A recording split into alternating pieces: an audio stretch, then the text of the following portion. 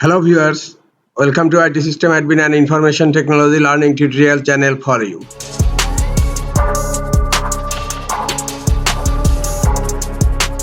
Today in this tutorial I am going to show you how to enable download updates over metered network on Windows 11 computer. Sometimes it becomes very important for you, so don't forget to watch full video.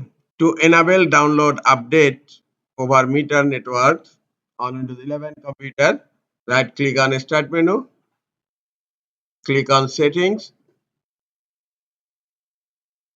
In left pane, click on Windows Update. Now, in Windows Update, click on Advanced Options.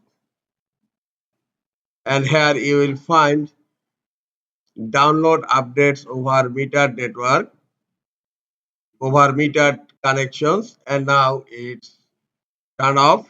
Just click here to turn it on.